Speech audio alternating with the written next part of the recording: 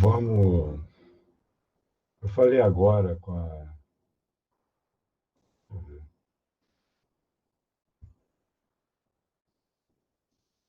Eu falei agora com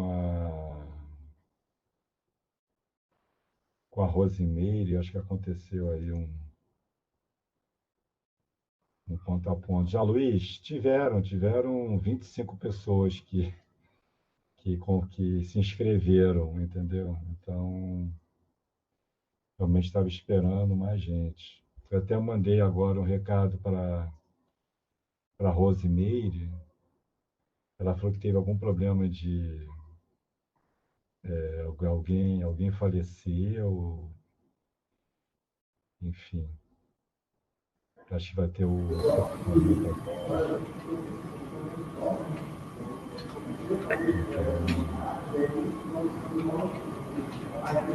Então, Boa tarde aí. Eu sou Sebastião Dúcio, eu sou do Consem Mato Grosso do Sul, aqui junto com a Rosimeire, tá? aham. Então posso representar o Consem aí, tá? Fica à vontade, tá? Consem, que é o Conselho de Ah, Consumidores da área de concessão da Energisa Mato Grosso do Sul, tá bom? tá bom, tá ótimo, obrigado. Tá.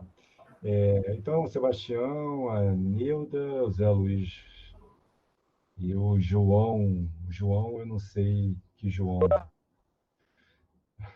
O João é.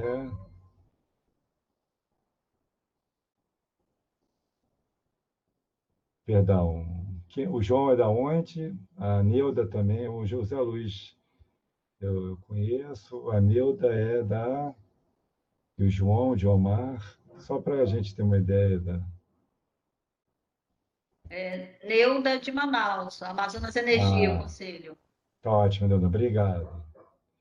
João. O João é.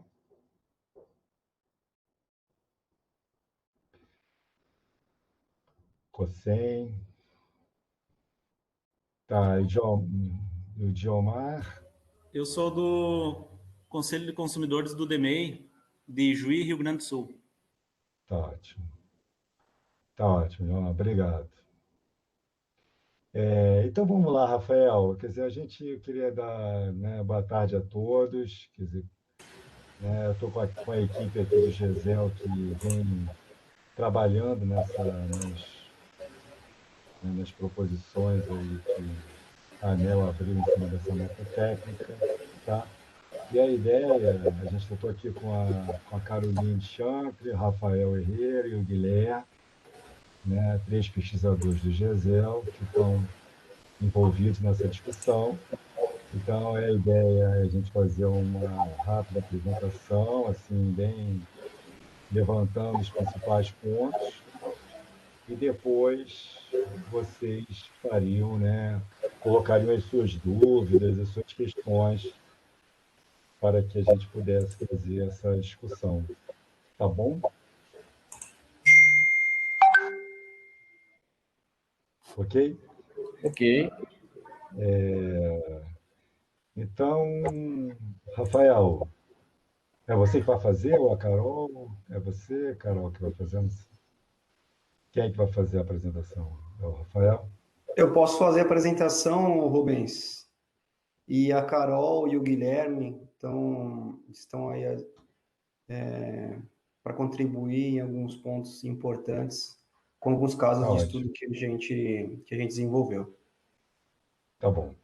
para Tá ótimo. complementar a nota técnica, tá bom? Então tá. Eu não sei se Então, todos estão vendo o slide de estamos sim, apresentação. Rafael. Estamos sim. Tá legal. Acho que como todos sabem, a ANEEL, em 17 de junho de 2021, tornou pública a nota técnica 0076 e com possibilidade de recebimento de contribuições sobre as propostas de modelo regulatório para inserção dos recursos energéticos distribuídos, incluindo resposta de demanda, usinas virtuais e microrredes, tá?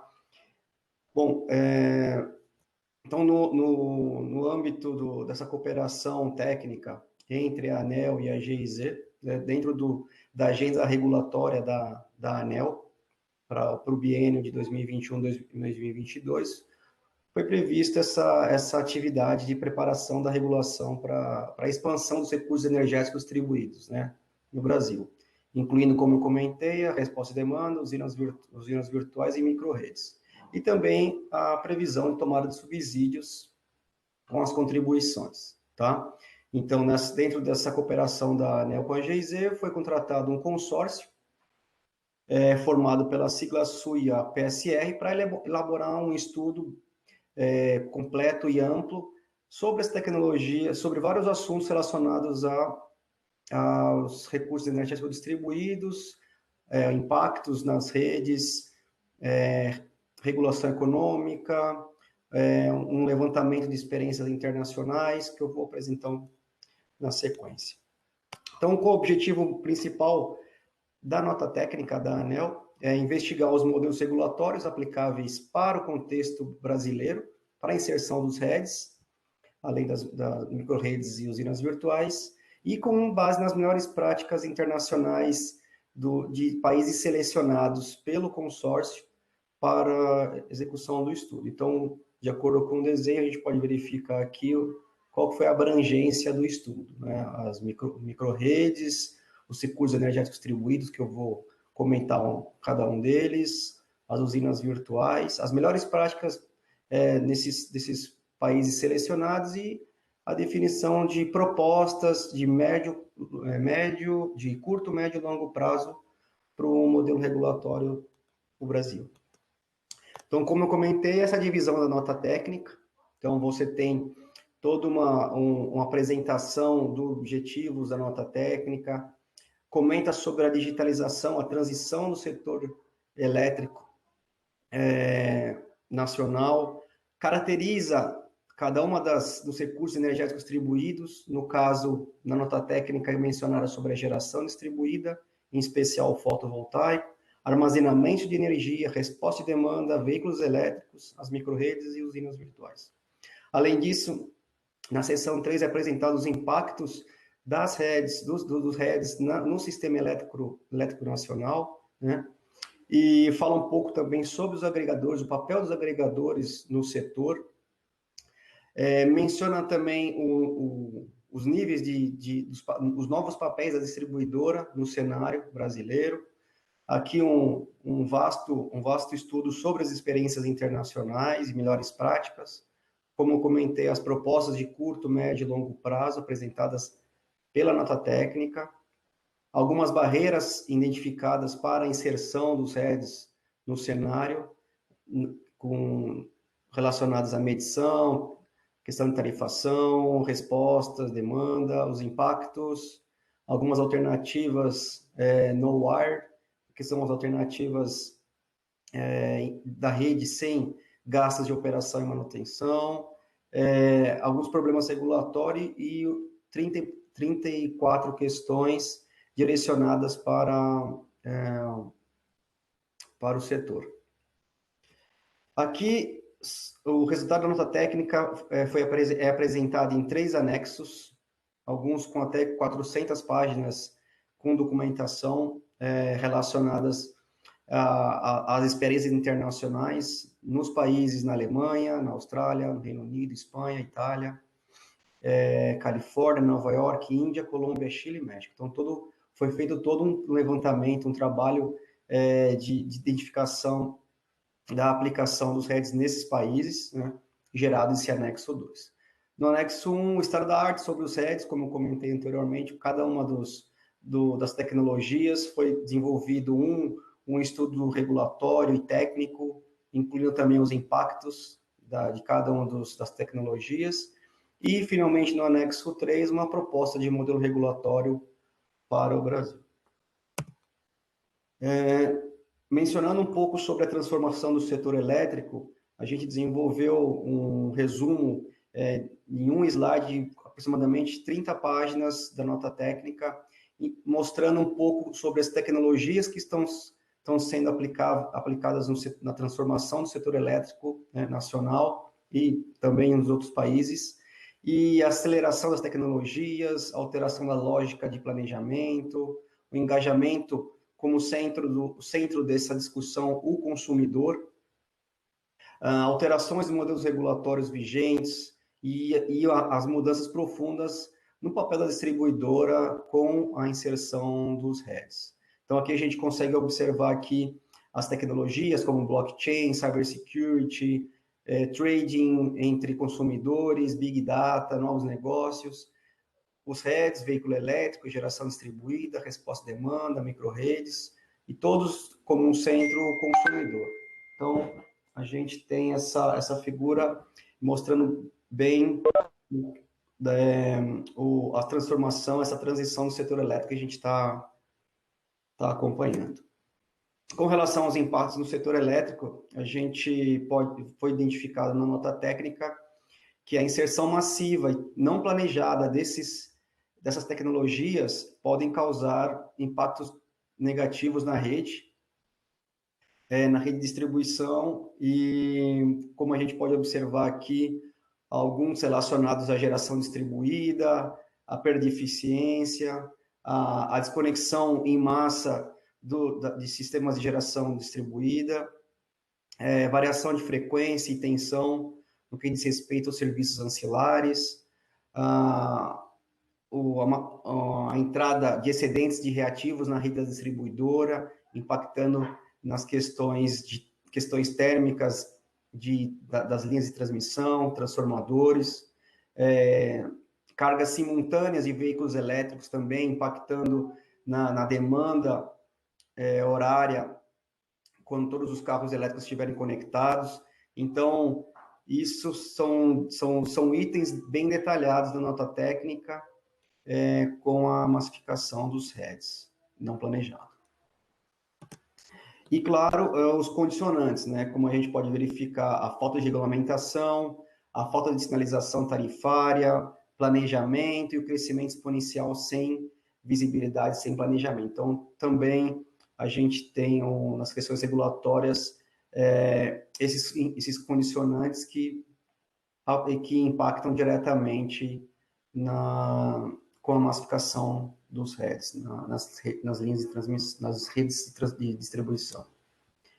Aqui falando um pouquinho, um dos pontos importantes mencionados na nota técnica, e tem um caso bastante emblemático, são as alternativas de investimentos em ativos da rede. Então, a gente tem uma separação bem clara entre o método tradicional, que é a expansão das redes de distribuição, onde você tem um incremento dos transformadores, nas linhas de transmissão, construção de novas subestações, implementação de bancos de capacitores, e tudo isso, desse lado, a gente tem um investimento volumoso, aumento das tarifas elétricas e soluções de curto prazo para atender às demandas da rede. E no caso das no-wire alternatives, com a inserção dos REDs. Então, alguns países estão aplicando soluções que não são tradicionais para postergar esses benefícios, para postergar os grandes investimentos, né? E ter um controle dos níveis de tensão, frequência e flexibilidade do despacho de energia, diferente do modelo tradicional. Um caso bem interessante que a Carolina pode comentar é o caso da Austrália, que eles têm um mecanismo bem interessante com relação a essa NWA. Você pode comentar, Carolina? Nossa, claro.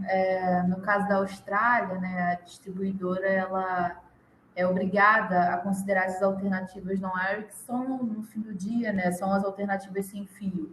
Então, seria como se você considerasse, né, esses recursos distribuídos que estão aí sob propriedade do consumidor ou propriedade de terceiros, né, outras empresas. Então, esses recursos distribuídos atuariam aí como um reforço à rede da distribuidora. Então, a distribuidora evitaria, né, esse mecanismo tradicional de expansão da rede que está do lado direito e usaria aí a capacidade do próprio consumidor de despachar a sua bateria emergencial, né, ou a seu sistema de geração distribuída, né, ou até mesmo de controlar a sua demanda, então o consumidor fazendo esse processo, ele contribuiria com a rede de distribuição e postergaria os investimentos. E isso, por sua vez, né, a postergação dos investimentos e redução dos custos da rede de distribuição levariam também a um benefício aos consumidores, uma vez que as tarifas seriam reduzidas, né? Dado que a receita a ser recuperada pela distribuidora também se reduziria à medida que os custos foram reduzidos. Então, na Austrália, né, a princípio, a necessidade de que a distribuidora considere quando os investimentos tradicionais forem superiores a 6 milhões de dólares australianos. Então, há todo um processo de consulta pública, inclusive, em que a distribuidora precisa divulgar, né, e explicar a necessidade dessa expansão tradicional e não a consideração desses recursos distribuídos. Perfeito, Carolina, obrigado. Tá, continuando, na seção 6 da nota técnica, é apresentada uma tabela sumarizando as experiências internacionais de cada um dos países em relação à inserção dos REDs na rede da distribuição.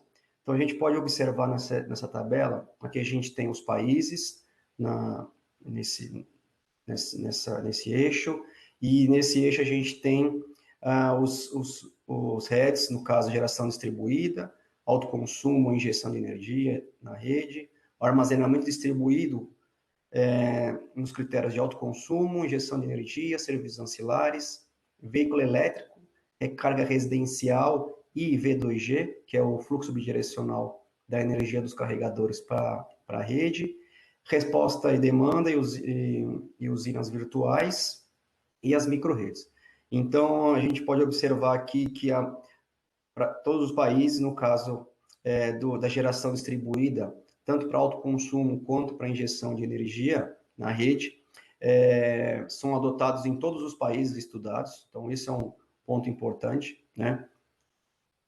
No caso do armazenamento distribuído, a gente pode observar que exceto o México, está num estágio inicial, né, com relação ao autoconsumo, né, do armazenamento distribuído. Para a injeção de energia na rede, praticamente todos os países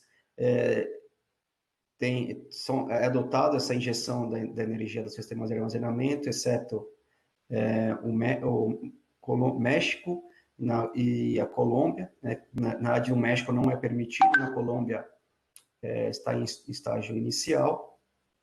E com relação aos serviços ancilares, com a utilização dos sistemas de armazenamento, a gente pode observar que a Alemanha, Reino Unido, Califórnia, Nova York e Austrália adotam esse método, né, de utilização do sistema de armazenamento para os serviços ancilares, e enquanto que a Índia, México e Colômbia, eles não adotam, e Chile, Espanha e Itália estão em processos iniciais e estudos. Com relação a veículos elétricos, a gente pode observar que a Alemanha, Reino Unido, Nova York, México e Espanha já adotam os carregadores residenciais, exclusivos para as residências de quem tem carro elétrico, enquanto que a Califórnia, a Austrália, o Chile, a Índia e a Itália ainda não adotam essa tecnologia, né, de acordo com a nota técnica. E a tecnologia V2G, a maioria dos países aqui, Alemanha, Reino Unido, Califórnia e Nova York, estão em fase de estudos, em pilotos demonstrativos da injeção de energia diretamente dos carros elétricos na rede para balanceamento, flexibilidade e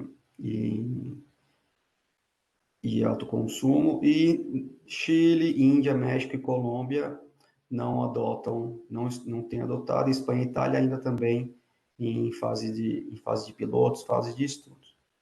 Com relação à resposta e demanda, com a agregação com os agregadores e usinas virtuais, a gente pode verificar na nota técnica que foi identificado na Alemanha, Reino Unido, Califórnia e Nova York a adoção de agregadores para resposta e demanda e usinas virtuais, e também na Colômbia, enquanto que na Índia não é adotado, e na Espanha e Itália ainda estão em estágio inicial de aplicação. Com relação a microredes, a gente pode verificar aqui que a maioria dos países, alguns não foram identificados, estão ainda em fase de piloto e estudos, que são basicamente as comunidades de energia que trocam energia, vendem energia dentro dessa microrede, tanto os prosumidores quanto os consumidores. Então, ainda está em fase de estudos e análise, em pilotos. Com relação à análise comparativa dos resultados técnicos, dos impactos positivos na rede e negativos, a gente pode verificar aqui que as baterias instaladas em unidades consumidoras só podem injetar a energia armazenada oriunda de geração distribuída fotovoltaica, que é algum dos casos identificados no estudo. As novas instalações de geração distribuída devem possuir os inversores inteligentes para efetuar o controle de reativos, da inserção de reativos na rede da distribuidora. Então, muitos países já têm adotado essa tecnologia. E sistemas de armazenamento, microredes e programas de resposta à demanda permitem que essas redes fiquem mais resilientes, você tenha um controle mais ativo da demanda e com relação à resposta das distribuidoras aos agregadores. Então, é possível já ter sido feito estudos e implementações para esse controle de demanda de um bairro ou de consumidores cadastrados em resposta à demanda de alguns países. Tá? Com relação às melhores práticas identificadas nos países estudados, a gente pode verificar aqui na Alemanha, Reino Unido, Califórnia, Nova York, Austrália e Itália, com relação a algumas dos heads, por exemplo, que a geração distribuída utilizando inversores inteligentes só está sendo adotada a partir de inversores maiores que 100 kW, né, no caso da Alemanha. E existe também uma restrição da injeção na rede da geração distribuída. Então, aqui a gente pode ver uma tabela sumarizando todas as melhores práticas identificadas no estudo apresentado na nota técnica. Então, a gente, com relação, por exemplo, a veículos elétricos, existe um limite de recarga residencial de até 7 kW, adotado na Alemanha, no Reino Unido, na Califórnia. Como eu comentei, a injeção de fluxo reverso dos veículos elétricos ainda estão em projetos piloto, microredes, usinas virtuais. Então, é uma tabela apresentando aí as melhores práticas. Quem quiser maiores informações, a gente pode discutir posteriormente. Com relação à regulação econômica, Carol, você pode contribuir aqui? Claro. Com relação à regulação econômica, né, a nota técnica ela seleciona, né, na verdade, alguns países, né, do escopo de análise, porque são países que têm maiores notas, digamos assim, em 3 principais frentes, né? A primeira delas é a influência dos heads nos custos, né, da rede, ou seja, qual que é a participação dos heads, né, na definição dos custos a serem recuperados pela distribuidora. O segundo ponto, e esse primeiro ponto está muito associado ao nível de difusão dessas tecnologias nesses países, né? Então, Austrália, Reino Unido, Nova York apresentam uma alta difusão, e Espanha e Chile também apresentam uma difusão acelerada, com interessantes iniciativas de modernização do ponto de vista da distribuidora, né? Do planejamento da distribuidora. O segundo ponto seria, né, a relação desses custos da rede com os resultados e os impactos na tarifa do consumidor. Então, no primeiro ponto, a gente tem a questão da distribuidora, o custo da distribuidora, e no segundo ponto, a gente tem a ótica do consumidor, né, o impacto na tarifa. E a gente tem ainda um terceiro ponto, que é o ponto do sistema, né? ou seja, qual é o impacto disso na eficiência da rede. Então, observando esses 3 impactos gerais, né, a nota técnica ela analisa esses casos. E a Austrália, como a gente já comentou, né, o Rafael comentou um pouco, eu também comentei, a questão da evolução do planejamento da distribuidora em direção a essas alternativas sem fio, ao uso dos REDs e a participação do consumidor até mesmo na infraestrutura de rede é um ponto interessante e relevante para a análise de modernização da regulação econômica da distribuição. No Reino Unido, né, houveram uma série de reformas aí para a regulação da distribuidora, então, um mecanismo para mitigar os efeitos dos REDs, no que a gente chama do Rio, né, que é um pacote mais amplo de modernização, mas que os REDs têm uma participação muito forte, e inclusive na questão da sustentabilidade financeira da distribuidora frente à difusão de recursos distribuídos e o consumo a partir da geração distribuída. Então, está inserido também nesse pacote o incentivo à inovação, à eficiência e à melhoria da qualidade de serviços. Nesse mesmo sentido, a Nova York ele tem o RED, né, Reform and Energy Vision, que é um conjunto também de pacotes de modernização com incentivo às alternativas sem fio, tal como na Austrália.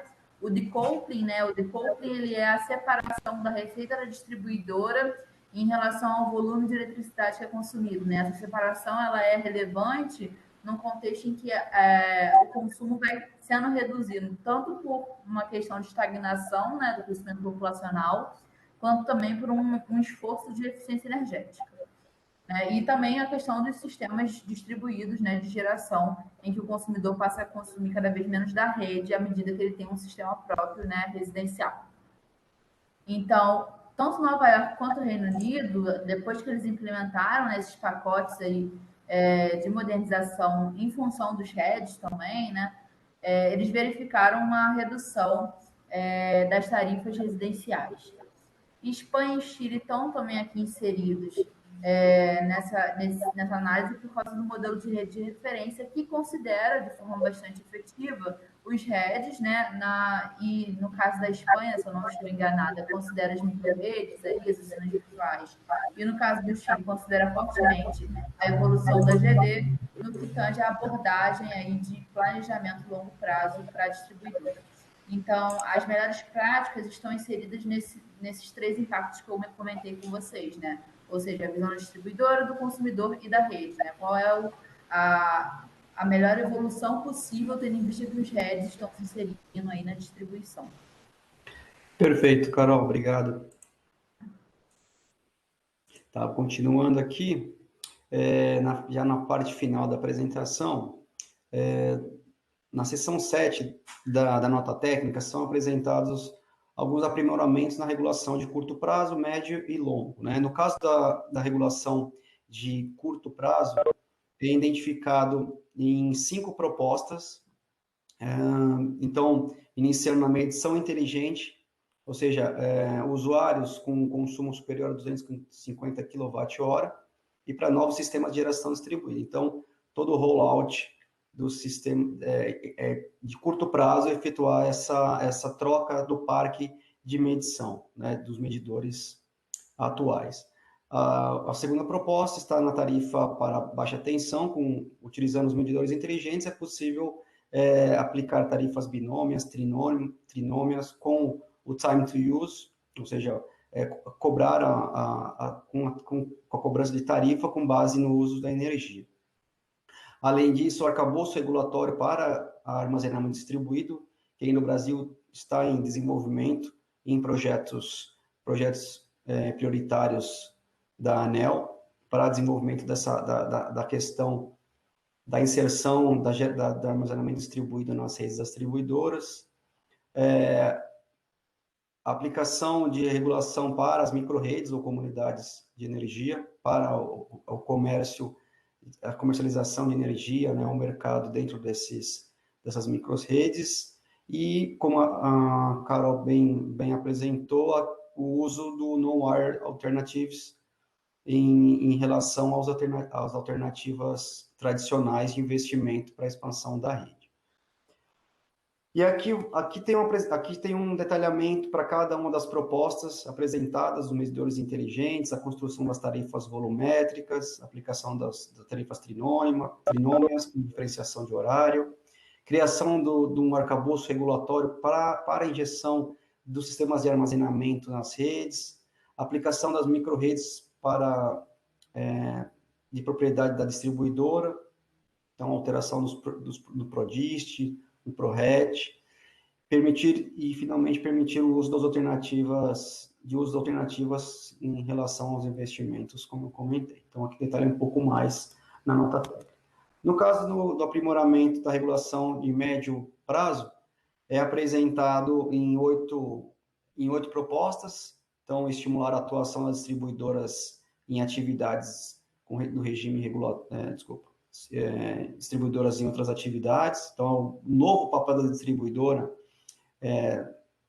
nesse novo cenário, com a difusão dos REDs, receita regulatória, modificação na remuneração do sistema de compensação, um arcabouço regulatório de resposta e demanda e usinas virtuais, tanto para grandes usuários e para pequenos usuários, a obrigatoriedade dos inversores inteligentes para novas instalações de geração distribuída, com o controle de reativos, de injeção de reativos na rede da distribuidora, a elaboração de procedimentos de conexão para a recarga de veículos elétricos, que já tem uma resolução da ANEEL referente à recarga dos veículos elétricos, e um arcabouço regulatório também para as micro-redes.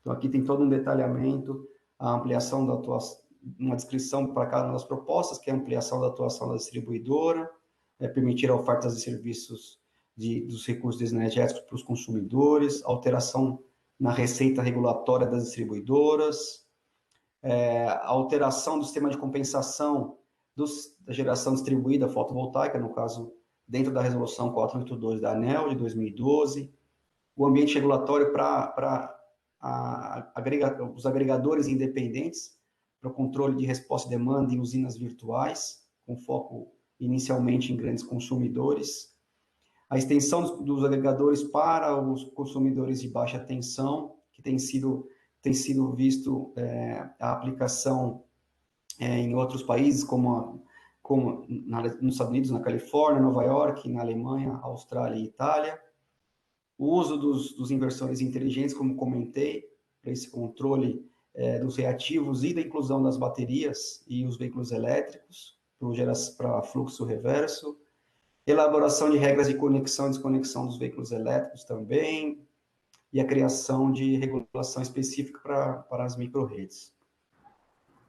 E para longo prazo, são duas propostas apenas, que é a criação de uma tarifa específica para veículos elétricos. Então, na nota técnica é apresentado uma dessas propostas, e a segunda é a aplicação de procedimentos para remuneração e conexão do IV2G, que é a conexão dos veículos elétricos nos carregadores para troca de carga e geração de energia para a rede. Então, é apresentado também dentro dessas duas propostas de longo prazo. Rafael, você pode voltar rapidinho no médio prazo, só para comentar uma questão? Claro. Eu acho o médio prazo especificamente interessante quando a gente pensa o consumidor e o RED, né? Porque, em primeiro lugar, o curto e médio prazo, aí, eles são definidos de forma, eu diria, pouco usual para mim, que eu penso a longo prazo 2050, né? E aqui o curto e médio prazo, a diferença é de 5 anos para cada um. Então, o longo prazo seria aí de 10 a 15 anos. Mas o médio prazo, o curto prazo, obviamente, ele vem com as propostas basilares, né? Ou seja, medidores inteligentes. Sem medidor inteligente, não há como fazer muito a respeito dos REDs, né? Então, uma tarifação horária, por exemplo, né? Ou a participação dos consumidores em programas de resposta à demanda que estejam baseados em preços, tudo isso pressupõe a presença de medidores inteligentes e até mesmo um controle maior da distribuidora no que diz respeito ao comportamento do consumo, né? Um conhecimento maior de como que o consumidor está se comportando frente às condições da rede. Mas no médio prazo, né, a gente já vê mudanças mais significativas, né?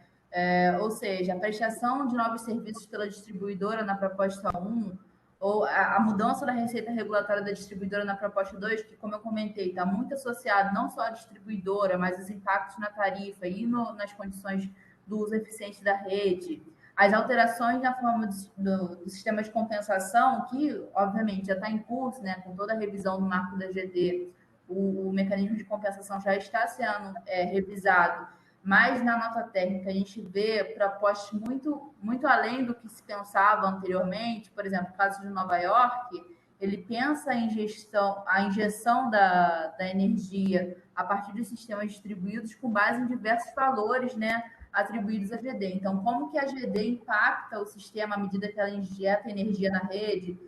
Qual é o seu valor ambiental? Qual é o seu valor locacional? Ou seja, como que ela beneficia a rede, tendo em vista o local em que ela está, né, onde ela está no momento?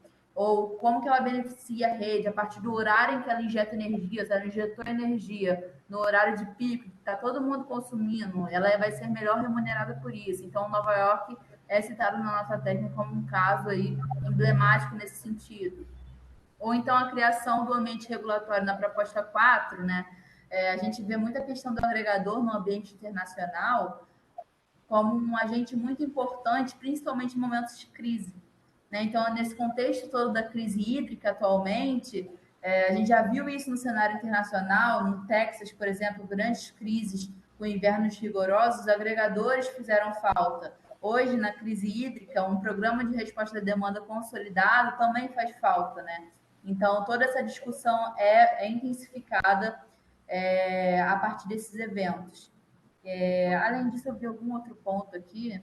A questão da microrrede, na última proposta, né? É interessante pensar que a microrrede ela é uma rede inteligente de pequeno porte em que os consumidores eles têm muito mais potencial de atuação, né? Então, nessas microrredes, eles estão pensando no médio prazo, né? Tanto uma microrrede de propriedade da distribuidora quanto de terceiros. Então, pensar novos modelos de negócio a partir dessa inovação, né?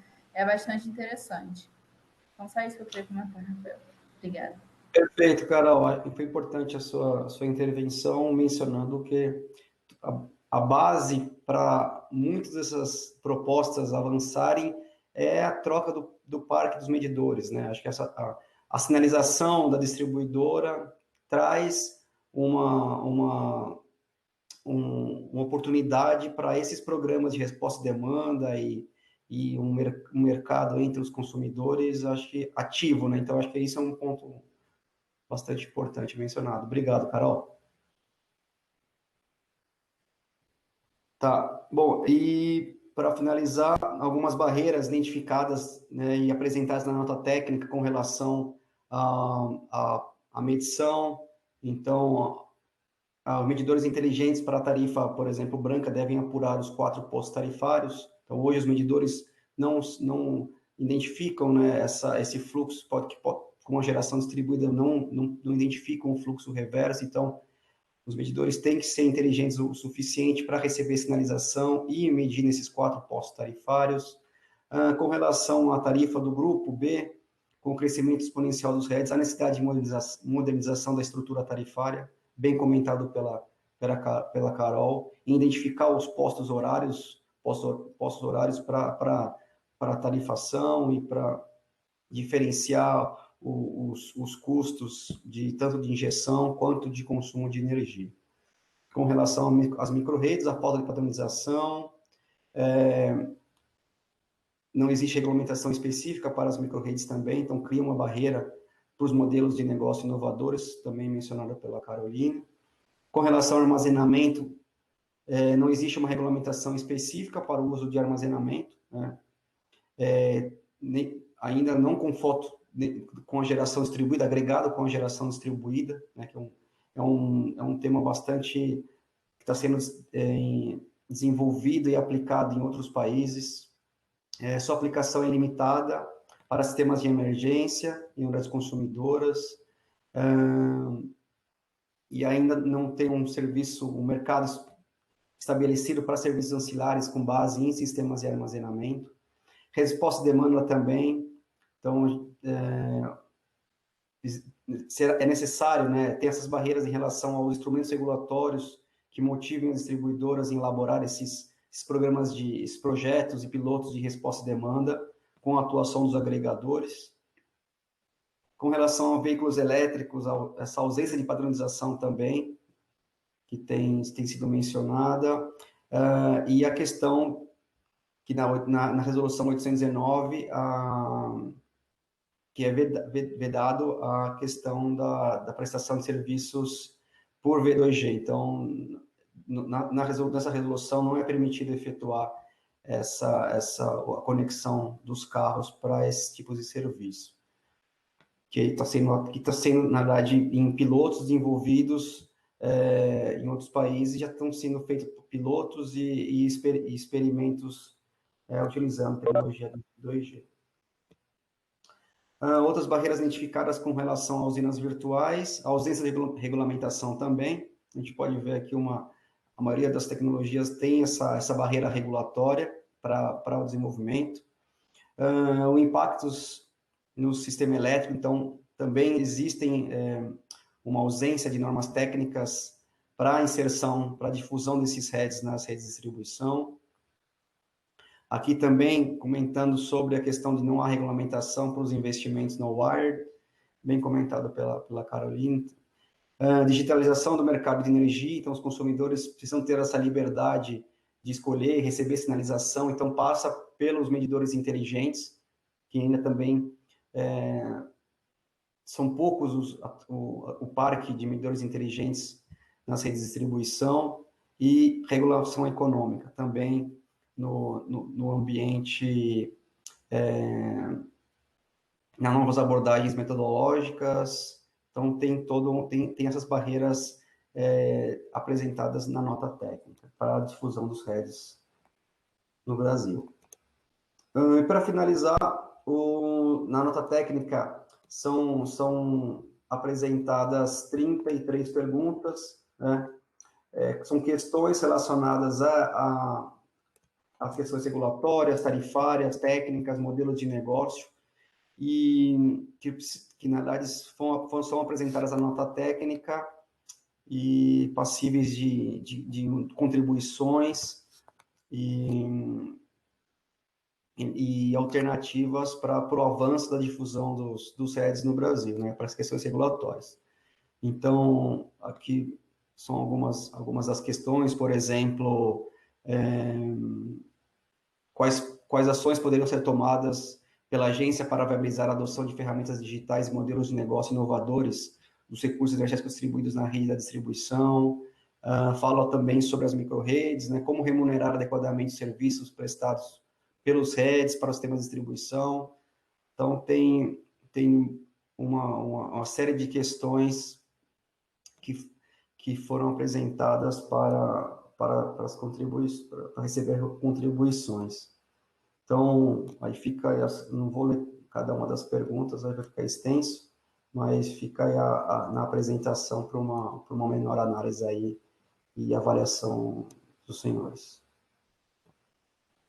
Bom, acredito que seja, não sei, Carolina, você quer contribuir com algum ponto ou tá ok? Guilherme, Rubens? Não, Rafael, acho que você passou por tudo. No que tange as questões, eu só queria destacar. Eu acho que a única questão que bota, de fato, o termo consumidor na questão é a primeira. Mas se a gente observar de forma geral a nota técnica e a própria análise das questões, a gente vê que o consumidor ele é o beneficiário final de todas as questões, de modo geral, né? Então, sim, indiretamente, todas as questões elas vão impactar o consumidor. Então, por exemplo, uma questão que fala sobre serviço ancilar e armazenamento. No contexto internacional, né, a prestação de serviço ancilar é uma importante fonte de receita para quem detém sistema de armazenamento. Ou se a gente pensa em micro-redes, né, o consumidor ele é dotado de imensas oportunidades de transações com o vizinho para poder fornecer energia para o vizinho através do seu painel fotovoltaico a partir dessas micro-redes. Ou a gente pensar em ferramentas digitais que possibilitam ao consumidor inúmeras oportunidades na palma da mão com o celular, né? Então, tudo isso está associado ao consumidor diretamente. Sim, perfeito. Bem colocado. Então, obrigado, Rafael, a Caroline, Guilherme, pela apresentação, tá? E agora eu abro para vocês, ou seja, quem quer fazer alguma questão, alguma dúvida, alguma pergunta, né? Eu acho que está aberto aí o debate. Eu só gostaria de avisar que agora, às 17 horas, eu vou ter que estar pulando para uma outra reunião, né, que eu já estava marcada, mas, né, os três pesquisadores vão ficar aqui, né, e vão poder tirar, né, as dúvidas que vocês possam ter em relação a esse tema. Tá bom? Então eu vou ter que sair agora, mas vocês podem continuar. Tá bom? Ok, Rubens. Então, boa tarde a todos, né? E obrigado mais uma vez a Rafael, Carolina e Guilherme. Tá? Tchau, tchau, gente. Até Tchau, mais. tchau. Então, vamos lá. A primeira dúvida, então, né? Sou Sebastião Dúcio e represento a indústria no Consem, Mato Grosso do Sul.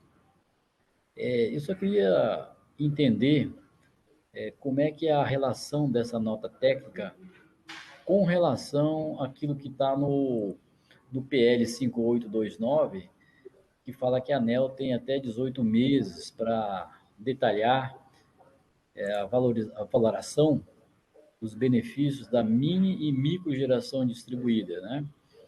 Então, pelo que eu percebi aí da apresentação, eu confesso para vocês que eu não li a nota técnica, tá?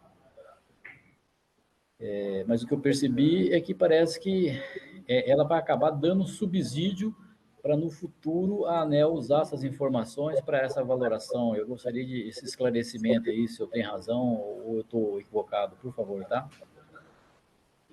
Eu não vou direcionar a pergunta para vocês, porque eu sei que todos são experts, então, por gentileza, o que puder responder minha pergunta, meu questionamento aí, eu agradeço. Você quer comentar, Carol? Senão... Sim, posso comentar.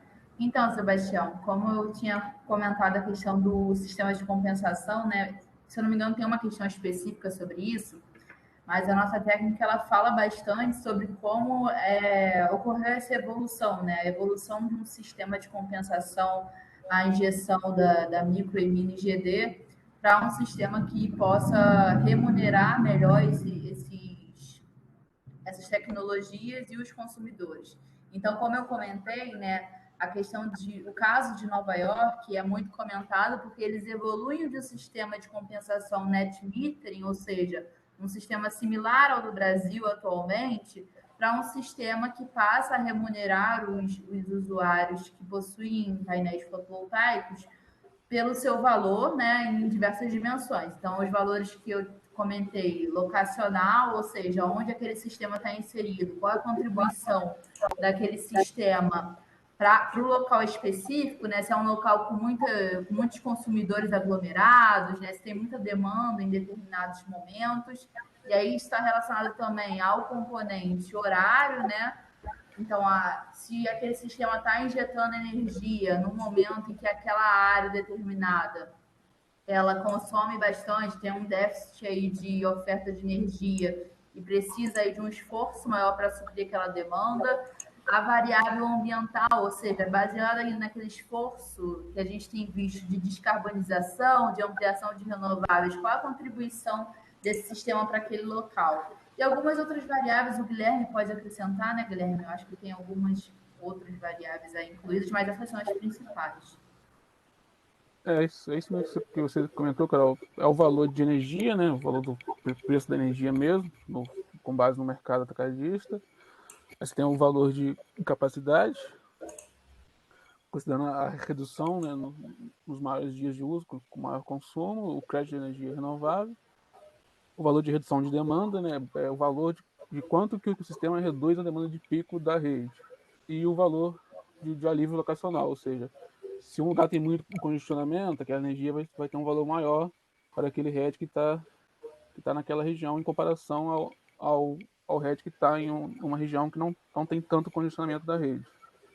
Então, são esses fatores aí que são que houve essa mudança lá em Nova York, né? Tá em transição. Ou seja, nesse sentido, o sistema de mini ou microgeração, ele seria remunerado pelo benefício que ele traz para o sistema, né? Não é uma remuneração, né, digamos assim, uniforme, ela é uma remuneração adequada ao impacto que ele tem, aquelas condições. Então, considerando que a tomada de subsídio se encerra agora no fim do mês, certamente ela vai oferecer bastante material para que a ANEEL possa trabalhar nessa evolução do sistema de compensação brasileiro. Perfeitamente. Então, aí você respondeu minha pergunta, que com certeza ela vai dar subsídio aí para a ANEEL no futuro aí elaborar esse cálculo, né?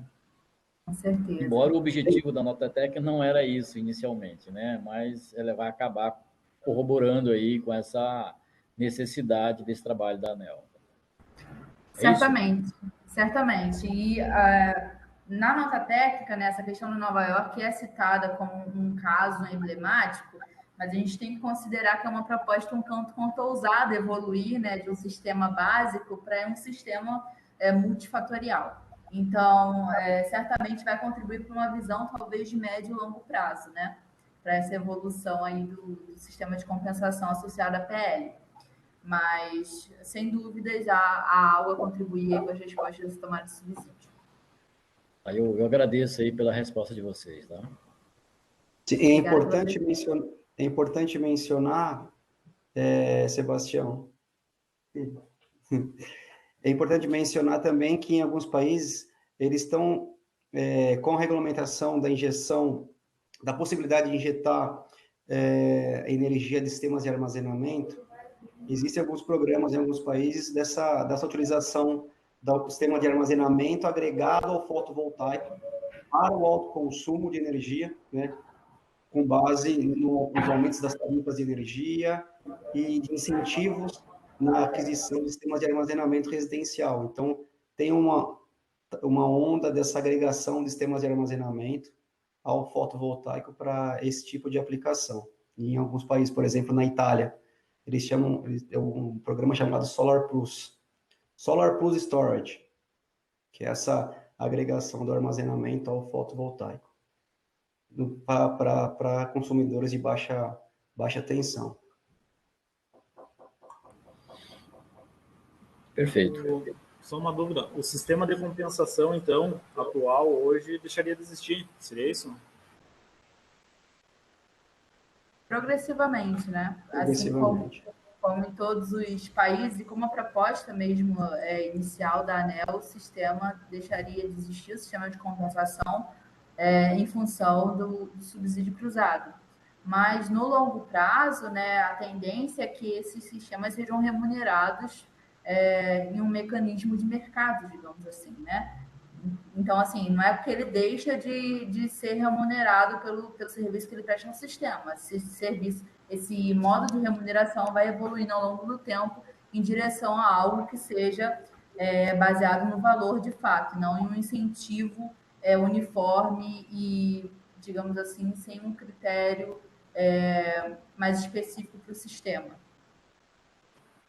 Ok, só por curiosidade, vocês já chegaram a estudar algo, valorar isso aí, fazer uma comparação, quanto hoje um autoprodutor ganha, né? Uma pessoa, um consumidor que tem microgeração, tá? Se entrar esse novo sistema, né, que tá, então sendo proposto, como é que vai ficar a questão da viabilidade, vamos dizer assim, econômica do investimento? Se o consumidor vai ser mais atraente para ele nesse novo sistema, ou é melhor continuar com esse sistema de compensação? Eu vou começar a resposta, mas podem continuar aí com as suas contribuições, Rafael e Guilherme. Claro. A questão, eu acho que continuar com esse sistema não é uma opção. Para o Brasil já não era, a ANEEL já aponta a necessidade de revisão desde o momento em que esse sistema de compensação foi instaurado, e no contexto internacional, a evolução desse sistema de compensação já ocorreu há muito tempo. Então, a gente tem que pensar, né, uma política de incentivo, tal como é o sistema de compensação atual, ela tem datas de validade, sempre tem.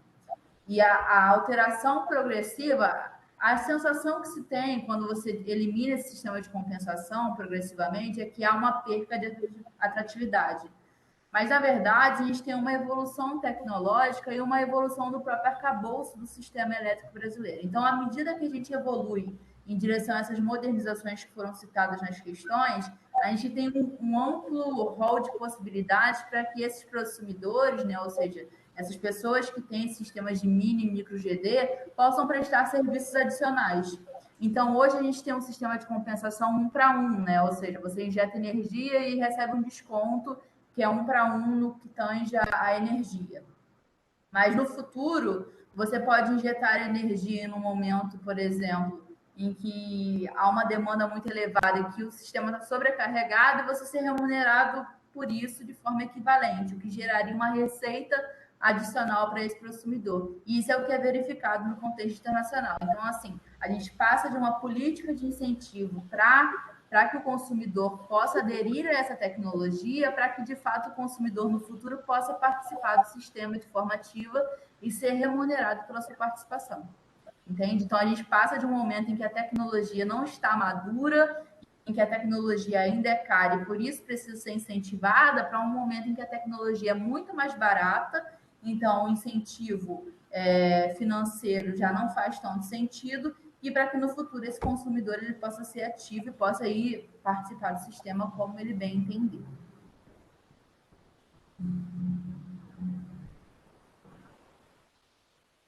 Certamente o mais interessante vai ter o sistema de armazenamento, né?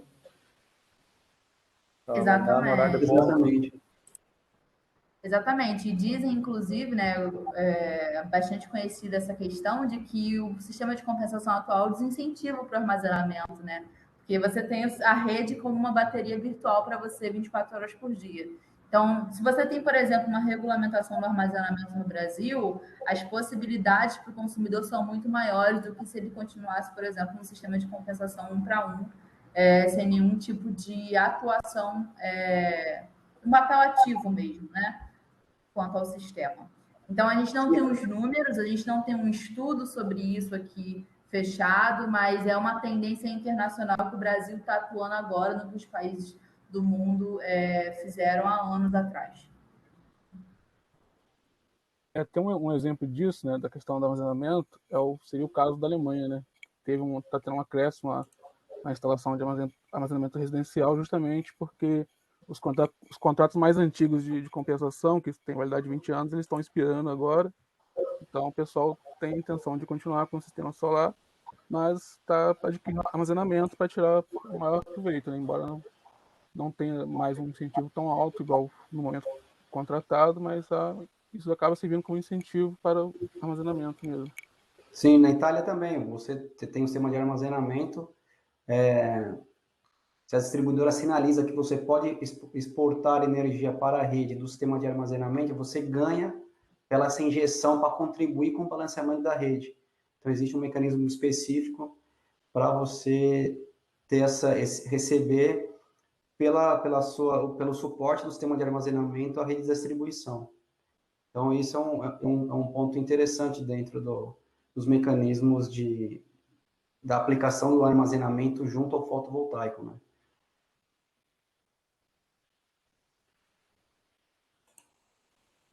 Só para ver se eu entendi, um dos negócios, então, que as concessionárias possivelmente vão começar a atuar em sistemas de armazenamento.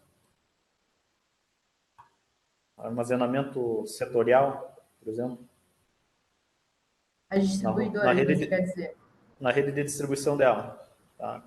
Por exemplo, na minha cidade aqui tem um alimentador que tem muitos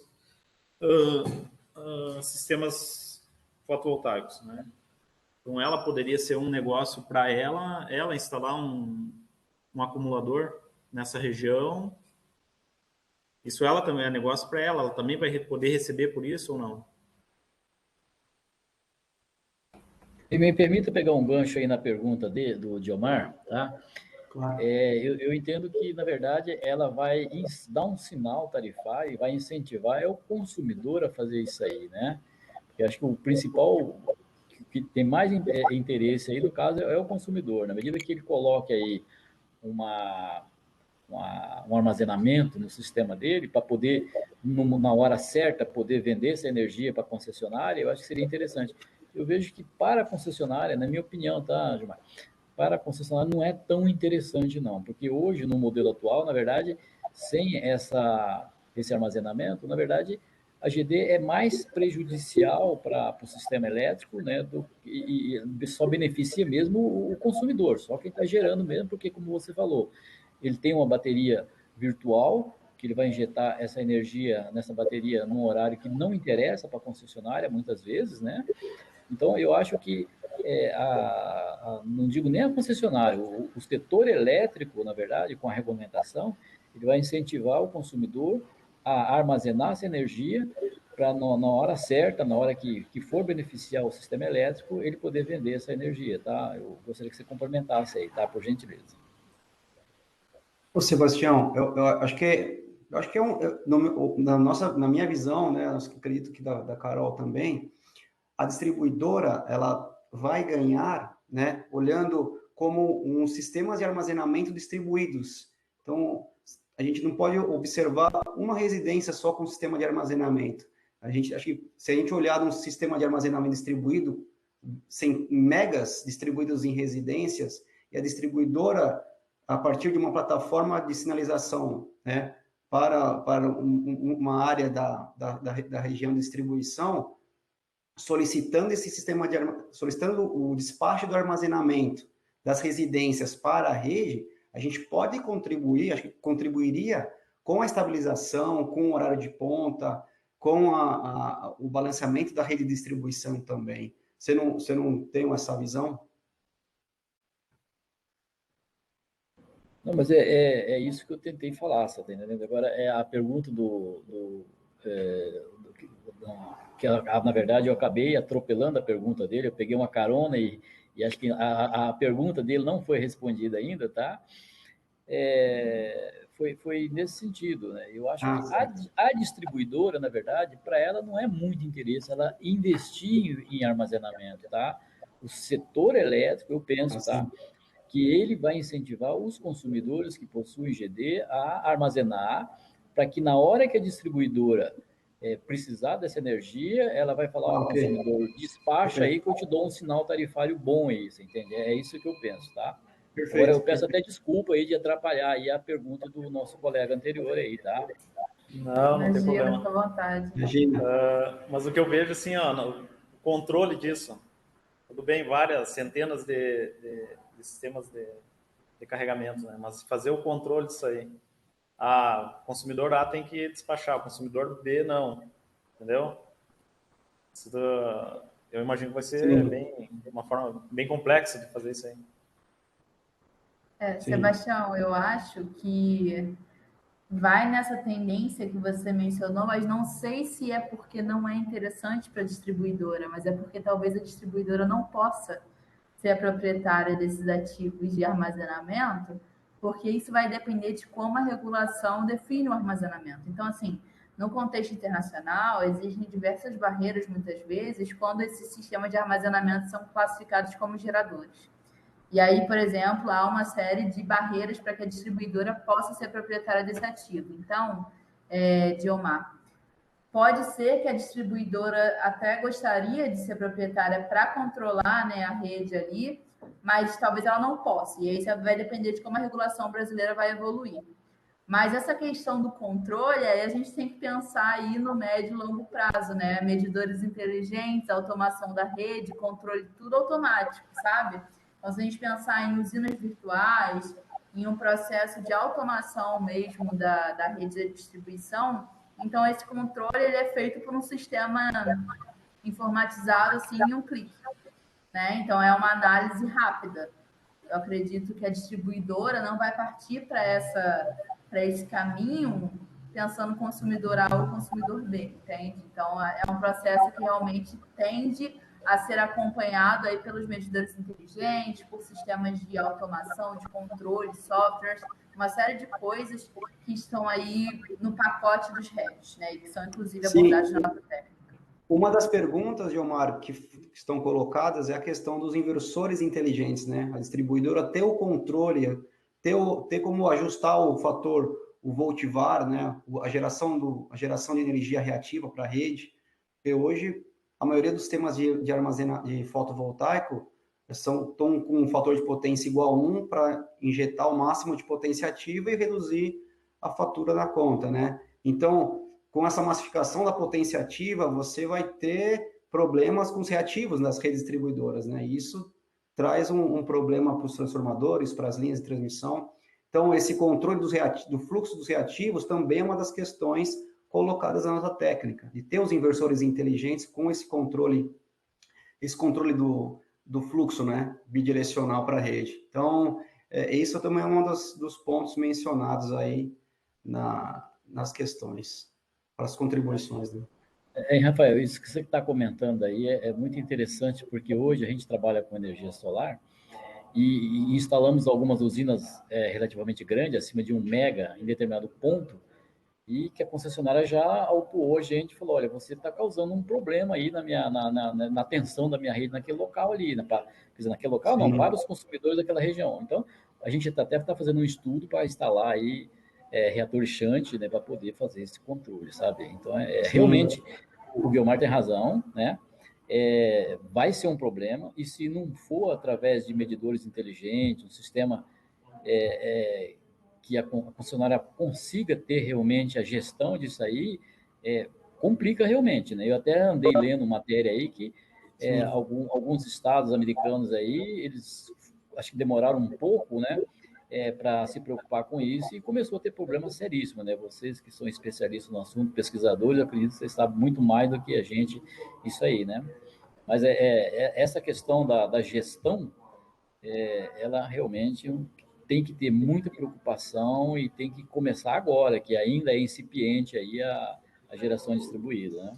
Sim, e uma das questões nas grandes usinas é a queda repentina causada por nuvens, e isso gera um impacto grande nas redes, tanto de transmissão, né, quanto da distribuição. Então, as grandes usinas também causam esse distúrbio de frequência, níveis de tensão, que geram impactos razoáveis aí para a rede. Então, isso tem que entrar na regulamentação, sim, com sistemas de armazenamento, para evitar, suavizar essa energia gerada pelas grandes usinas. Então, acho que tem um trabalho a ser feito, sim, com a massificação, né, a difusão desses sistemas.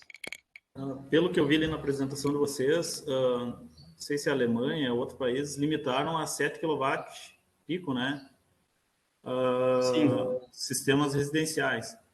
Talvez o caminho seja, nem sistemas maiores que esses, maiores que 7 ou maiores que 10, já se tornar meio obrigatório a pessoa ter o sistema de armazenamento, né?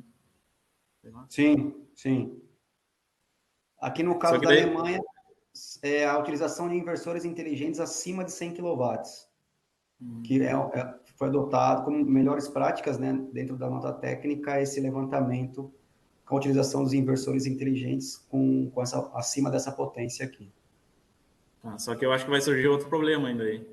Porque, tudo bem, a pessoa vai fazer a instalação do sistema, vai colocar com armazenamento, mas e quem que vai garantir que seja comprado ou despachado o armazenamento dele? Ele vai ter que retirar esse investimento, né? Isso também eu imagino que vai surgir vai despachar o consumidor A, o consumidor B não despachou e ele não recebeu não está tendo retorno do investimento dele, né? A resposta e demanda tem esse mesmo comportamento, né? Se aquela pessoa, ela tem interesse ou não de participar da resposta e demanda com base em sinalização do distribuidor. Então, tem que ter caminhos que beneficiem o consumidor, né, com base em sinalização, para você reduzir seu consumo. Então, tem esse meio que um modelo de negócio, né, vamos chamar assim, para a distribuidora ganhar e o consumidor também ganhar, né, despachando sua energia, reduzindo sua energia na hora de ponta, com base em sinalização. Então, tem que entrar na regulamentação e que que os dois lados ganhem, né? Talvez vai ter que acontecer fechar uma média. Fechar uma média geral e todo mundo recebe. Por mais que tu não tenha sido despachado, mas a tua energia estava ali, esperando para ser despachado. Então, talvez, sei lá, fecha uma média geral de toda a energia que foi consumida, cada um vai receber um pouco, sei lá, coisa para o futuro, né? Mas tem que se pensar também. Ou então o consumidor fazer uma avaliação, né? Eu vou colocar armazenamento, se eu não vender minha energia, né? Se ela não for despachada, melhor dizendo, né? Pelo menos eu não vou pagar a TUSD, que está injetando ela também lá, né? Sim, para o autoconsumo. Pois é, exatamente. Mas eu ia comentar, né? Eu acho que não corre nenhum risco do investimento não ser recuperado, porque mesmo que ele não injete, né? Se ele manejar ali o autoconsumo de forma eficiente, né, ele já recupera o investimento facilmente. Mas, além disso, pensando aí no longo prazo, né, existem inúmeras oportunidades. Se a gente pensar num cenário futuro em que a gente não tem aí construção de grandes termoelétricas, né, que encarecem, inclusive, as tarifas, acho que não falta oportunidades aí para os consumidores com armazenamento despacharem uma vez que for permitido, né, ou então realizarem a arbitragem, que vai gerar uma receita aí para eles também, à medida que isso for regulado. Hein? E eu acho que a gente ganha, Caroline, na medida que nós saímos atrás e a gente tem a experiência aí de outros países, né? Então, a gente já não vai mais correr o risco, você entende? Nós temos condição de ir pelo caminho certo aí, né? Se a gente pensar nas alternativas sem fio aí, que no futuro as distribuidoras podem solicitar aí para que você dê seu sistema de armazenamento para ela não ter que investir na rede de distribuição. Então, é uma receita adicional aí futura para os consumidores, talvez. Mas eu só queria aqui, pessoal, eu estou vendo o Ricardo aqui com a mão levantada há um bom tempo. Ricardo, você quer trazer a sua pergunta, por favor? Boa tarde a todos. Boa tarde. Muito boas as suas reflexões aí sobre o tema. A pergunta é mais naquela visão 7, acho que era 7, nas propostas de 3.7, né? Proposta de longo prazo, que trata dos veículos elétricos. Essa questão dos veículos elétricos é uma tendência mundial e eu sinto assim uma dificuldade aqui no Brasil de nós sermos ágeis. Então, eu só queria uma avaliação de vocês quanto à questão da agilidade que nós temos que ter para nos adaptar às necessidades. Então, por exemplo, hoje, falta energia. E aí nós continuamos incentivando o veículo elétrico. Não tem taxa de estacionamento nas cidades, não tem cobrança. Eu estou aqui no Paraná, na Copel, nós temos uma linha que liga Paranaguá até Foz do Iguaçu, são 700 quilômetros, e você pode andar à vontade e não paga nada, zero, custo zero. E digamos que é tão interessante que nós tenhamos uma enxurrada de veículos elétricos, de repente, entrando no sistema, e não dá tempo de esperar o longo prazo. E como que essas empresas podem se adaptar, as distribuidoras, a essas mudanças, que elas são cada vez mais rápidas. Então, nós estamos agora falando de incentivos a solar, que, conforme a Carolina citou, já era, né? Não precisa mais de incentivo. Na verdade, sim, os custos baixaram tanto que você não precisa mais de incentivo. Mas nós vamos continuar. Tem uma lei aprovada, pelo menos na Câmara, que dá 25 anos para quem tem instalado de incentivo e os outros consumidores terão que pagar. Então, a pergunta é mais na adaptação, na velocidade de adaptação, que tiveram aí os outros países na análise de vocês e quais foram essas adaptações conforme a rapidez que eles fizeram, principalmente em Nova York, lá, que, na verdade, Nova York, tudo começou em Nova York. A primeira linha de distribuição foi de energia elétrica, mas, junto com a energia elétrica, eles já levaram também o vapor, porque era produção térmica lá. O Edison inventou um gerador térmico e sobrava vapor. O que ele fazia com o vapor? Então, distribuiu vapor também. Então, Nova York hoje distribui energia elétrica, distribui vapor, distribui um monte de coisa, tudo subterrâneo, né?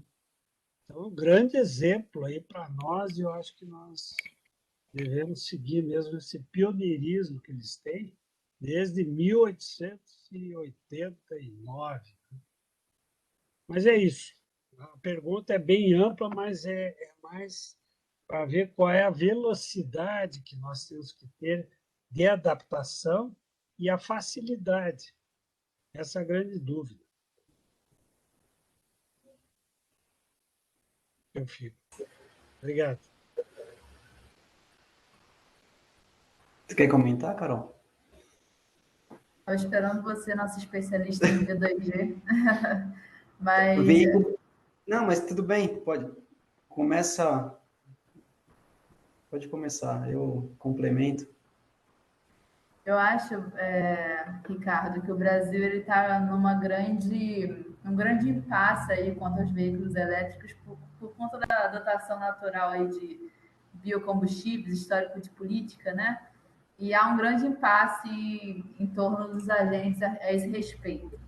Mas pensando na rápida difusão de veículo elétrico aí, que não é prospectada pela EPE, mas pensando nesse cenário em que as tecnologias estão se acelerando aí de uma forma que ninguém prevê.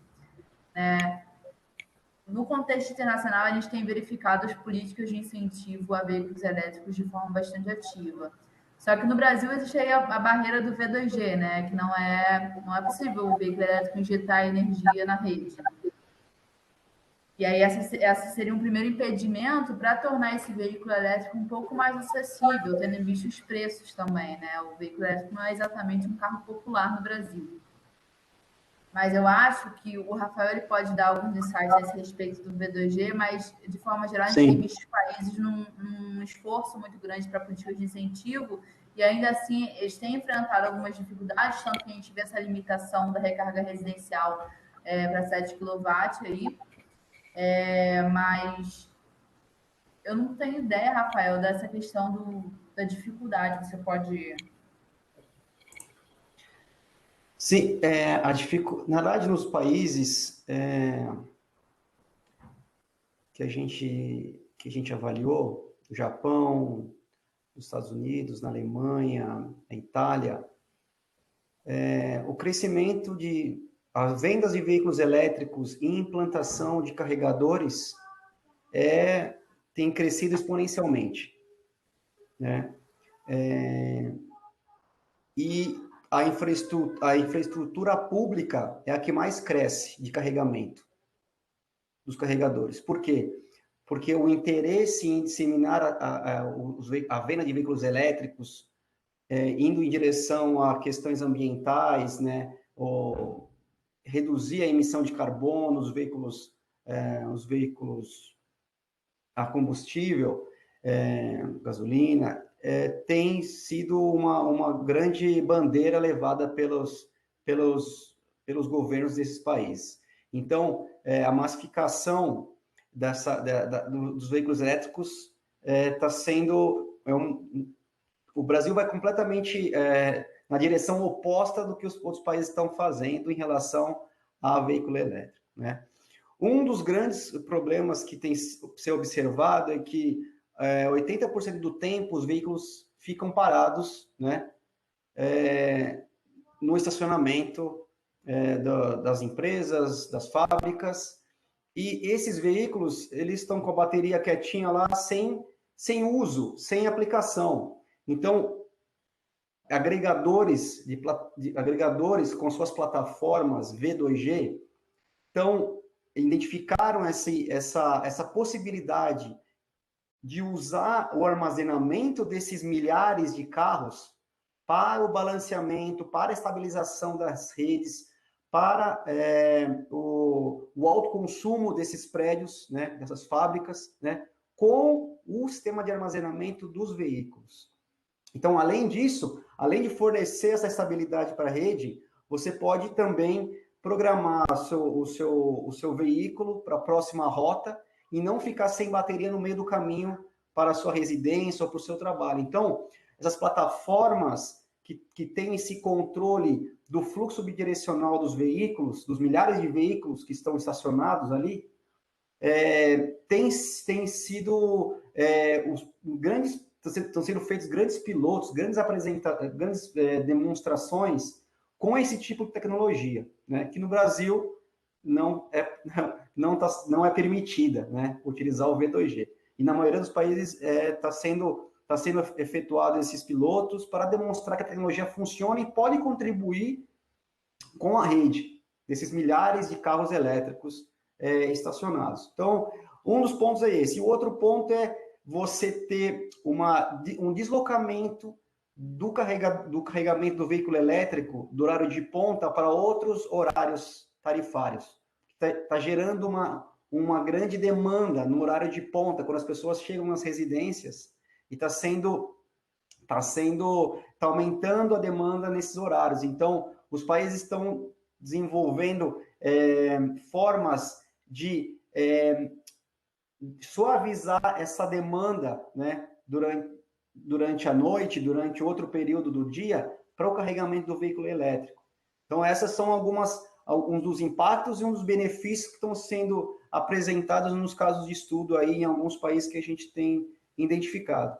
E o Brasil já não permite essa questão do V2G e essa massificação. Acho que o veículo elétrico veio para ajudar as redes, acho que é importante, tanto a questão ambiental quanto com os benefícios para a rede da distribuidora. Então, eu acho, Rafael, eu ia até comentar que eu não tinha visto nenhuma medida para mitigar os impactos, né, como o Ricardo perguntou, mas a única questão que eu realmente acho que é um consenso é essa questão da previsão de uma tarifa específica, né, para os veículos elétricos. Então, a adoção dessa tarifa que o Rafael comentou, ela tem sido mais ou menos um consenso no contexto internacional. Então, a Austrália, por exemplo, que tem aí grandes rodovias para veículos elétricos, todo esse aparato aí de carregadores públicos também prevê já uma tarifa específica para os veículos, para que justamente esse consumo não seja no período de ponto e não impacte a rede de forma mais expressiva. Mas, a princípio, como a gente ainda está numa fase muito de incentivo, eu acredito que essa seja a primeira medida para mitigar possíveis impactos do consumo dos veículos elétricos. Não sei se a gente respondeu, Ricardo, a sua questão. Exatamente. Eu acho que responderam bem, tem boas coisas, mas a grande dúvida minha é a velocidade que a ANEEL tem da mudança. Então, a Caroline comentou lá, a tarifa em Nova York é naquele horário instantâneo. Então, de repente, ele está pagando para alguém fornecer energia e, no momento seguinte, ele ainda tem que pagar para fornecer energia. Certo? E isso no Brasil, eu acho que nós não vamos conseguir tanta agilidade, sabe? Porque, infelizmente, as pessoas só pensam assim, eu quero ganhar e eu tenho que vender, como? Vou pagar para vender agora, nesse instante? E a pergunta é essa, Carolina. Então, naquele instante em Nova York, realmente tem gente pagando para fornecer energia? Não, no caso, você está recebendo, você vai receber pela sua injeção de energia do seu carro elétrico, né? Aí, eu acho que esse é um ponto. É igual o sistema de armazenamento residencial, né? Você tem um mecanismo específico que você vai vender essa energia com base em sinalização para a rede. Então, o consumidor pode ter essa receita, né? Se eu não estou enganado, não sei se em Nova York é feito assim, mas você tem essa receita do consumidor com seu veículo elétrico plugado num carregador, efetuando esse fluxo bidirecional para a rede. Então, acho que... Entendi. E isso, para mim, está claro. Ok. Isso funciona bem. No Texas também eles fizeram isso há muitos anos. Isso, sim. E tem muita lógica. Então, você assina um contrato dizendo, olha, a hora que você precisar, eu forneço a energia à rede. Mas a hora que não precisar, ok, fica lá armazenado. Mas a Caroline comentou um outro caso de Nova York, que ele está gerando energia, de alguma forma solar, injetando na rede, e naquele momento a distribuidora pode dizer, pago tanto. E no momento seguinte, eu não pago nada. Que você injetar, não vou te pagar nada. Aliás, você terá que me pagar para me injetar alguma coisa. Eu não sei se chega a pagar para injetar, mas sem dúvida. E acho que há uma aversão ao risco, né? Esse risco de variações, há uma certa aversão dos consumidores que é compreensível. Mas, evidentemente, para todo um baixo tem um alto, né? Então, em alguns momentos, as pessoas serão recompensadas pela contribuição ao sistema que é mais necessária, e em outros momentos ela não é tão necessária, então, né? A energia que atualmente está sendo jogada pelo ralo, né? Ela não seria recompensada como a energia que é extremamente necessária às 6 horas da tarde, quando não tem oferta. Pessoal, eu gostaria de agradecer a vocês, eu tenho que sair, tá? Eu gostaria de agradecer imensamente aí o trabalho de vocês, as informações que vocês passaram, tá? E espero ser convidado para uma próxima evento de vocês aí, tá? Gostaria de estender meu abraço aí para o meu amigo Vidinich, sempre com as perguntas polêmicas e difíceis de responder, né? Então tá, um grande abraço para vocês, muito obrigado aí, tá? Obrigado, Sebastião. Prazer revê-lo, Dulce, e também parabenizo suas perguntas, aí sempre muito inteligentes. Tá, um grande abraço a todos aí. Entrou o doutor Carlindo, acho que o doutor Carlindo também tem perguntas a fazer. Tudo bem, Vinícius? Tudo bem? Boa tarde a todos. Boa tarde. Da outro encontro que teve semana passada, tratando o mesmo assunto, sabe?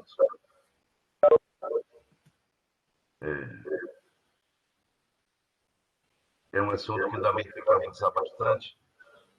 Eu tive 2 anos atrás na Europa, e lá tem um programa da Comunidade Econômica Europeia. Você realmente não paga a carga, né? Entendeu? Mas isso também como incentivo. Eu acho que esse pontapé inicial, eu acho que ele é mundial, né? Agora, o que tem que encontrar é um preço que o carro elétrico dê no bolso do povo brasileiro, né? Ele ainda está numa faixa muito alta, entendeu? Não adianta você incentivar um programa, como está sendo incentivado aí, de colocar, como o Vinícius falou, lá uma estrada de 700 quilômetros, e você não ter o carro para carregar, porque a população não vai ter esse dinheiro para comprar esse carro. Esse vai ser o problema. Não vai ter. Tá? Isso tem que ser pensado antes, né? Tem que ser pensado antes. Então, nós temos um problema sério no país, que é da energia e de todos os produtos, que é a carga tributária do país, né? A sociedade paga um tributo muito, muito pesado, e a contrapartida é insignificante em todos os segmentos, né? Tá? O que a gente paga de tributo aí, nós somos, se não campeão, dos campeões mundiais. Sim. E o retorno em todos os segmentos é o pior possível, né? Está entendendo? Se você tem a saúde, você tem que ter um plano de saúde. Se você tem a educação, quem tiver condição tem que colocar na escola particular, mesmo pagando, tá A segurança, não vou nem entrar nessa questão, né? Essa questão, a própria mídia aí disponibiliza para a gente todo dia cenas absurdas aí, né? Então é um problema sério. Eu acho que a estrutura do Estado ela é muito pesada para a população. A estrutura do Estado. O Estado pesa muito. Ele custa muito caro para a sociedade. Entendeu? Isso que tem que ser revisto. Para justamente, então, desenvolver esses planos aí. É como eu falei, não adianta a gente colocar esses planos se não vai ter a resposta que a gente quer, né? Não vai ter. Tá certo? O Vinícius é um batalhador também aí, a gente vive cutucando aí alguns segmentos, mas quando a gente cutucando, são justamente pleitos que a gente está vendo que é uma realidade, está vendo que as coisas não vão acontecer e o poder decisório, que não é nosso, tá no Congresso, ele realmente não avança. Não sei se tem algum político aí, mas se tiver, vai ouvir também, tá?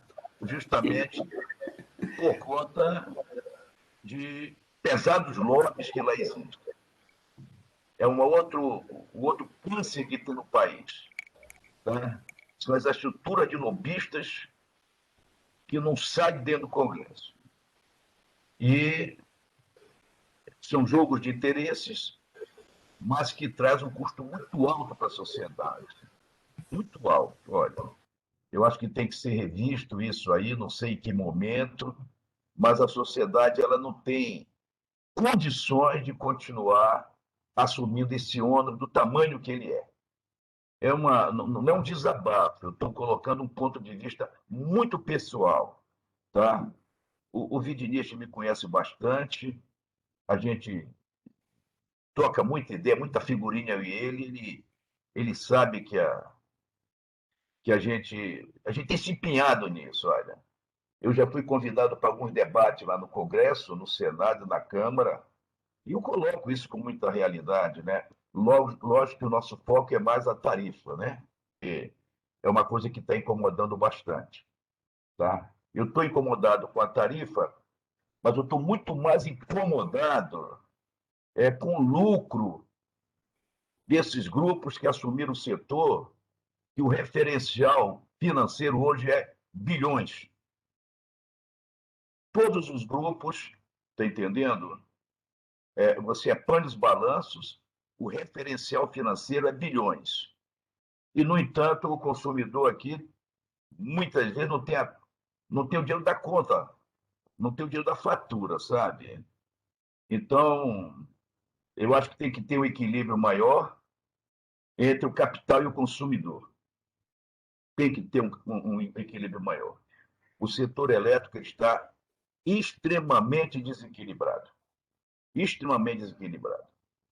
Eu acho que nós temos que trabalhar, não que o investidor não ganhe o dinheiro dele, tem que ganhar. O que está é muito desequilibrado esses ganhos. Agora mesmo, em plena pandemia, que apanhar os balanços de 2020, tá? Vai ver como esses grupos saíram todos muito bem, atravessaram 2020 uma situação extremamente favorável. Enquanto a comércio, indústrias, a própria população atravessou 2020 aí de extrema dificuldade, extrema. Eu tive dando apoio para alguns segmentos aí, principalmente para quem é do Grupo A, que tinha contrato de demanda. Alguns setores do comércio e das indústrias fecharam mesmo, mas, na realidade, tiveram que assumir uma demanda que não existiu por conta de contratos, né?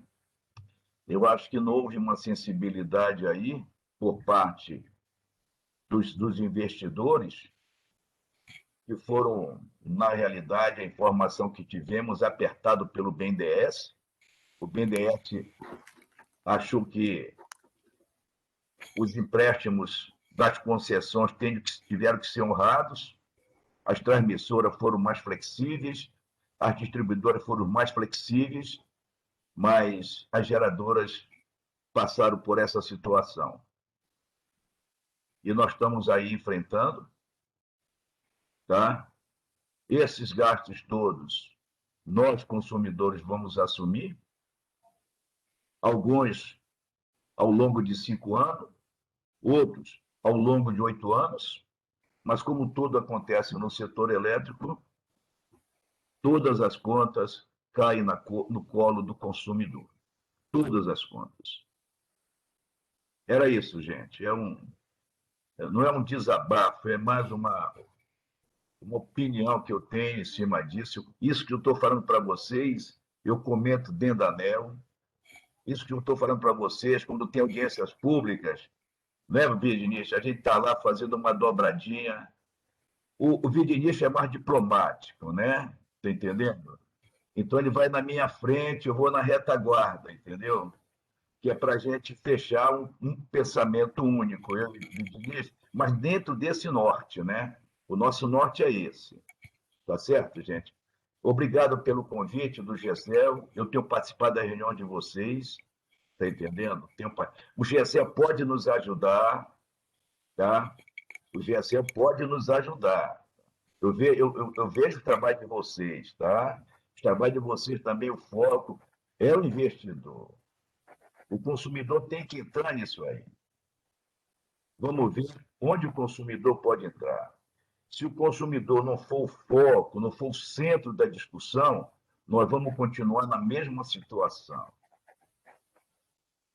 Tem que ter o custo do consumidor dentro desse pacote. Tem que existir. Não pode só ter o custo do distribuidor. Não pode só ter o custo do investidor, da transmissora, da geradora. O consumidor tem que entrar aí e vamos dividir esse bolo aí em fatias que seja mais equilibrada para todos. Obrigado pelo espaço aí que vocês me permitiram aqui, tá certo? GESEL, vocês podem nos ajudar mais ainda. Obrigada, senhor Carlindo. Considero essa reflexão aí digna de uma palestra digna de fechamento aqui da nossa conversa, né? Sim, sim. Muito obrigada pelos comentários, pela reflexão. Acho que é um ponto que todos temos a pensar aí. Ricardo, agradeço a provocação, seu questionamento muito válido, que com certeza nos vai fazer refletir aqui na nossa pesquisa.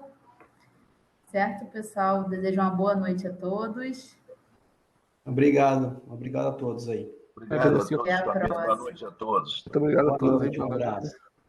Tchau. Boa noite, eu parabenizo mais uma vez a apresentação, que ajudou muito a nossa reflexão, sabe? Porque vocês chamaram atenção em temas que eu não havia me atentado ainda. Então, parabéns aí, achei ótimas as apresentações. O Vidinich, aqui do sistema. o GESEL dá uma grande contribuição para o setor elétrico. Talvez, possivelmente, é quem mais contribui com o setor elétrico é a GESEL. Trabalhos brilhantes, é uma equipe brilhante, altamente qualificada, pode contribuir muito mais ainda. Tá? Pode contribuir muito mais. Tá? E a gente sabe, são trabalhos brilhantes dentro do GESEL. Eu tenho sempre a preocupação de apreciar o trabalho de vocês. Tá? Muito interessante. Agradecemos aí. Um abraço a todos. Obrigado pelas palavras, Obrigada, Karine. pessoal. Obrigado, gente. Tchau, tchau. Tchau. Tchau, tchau. Boa semana. Boa semana, tchau, tchau. Boa semana.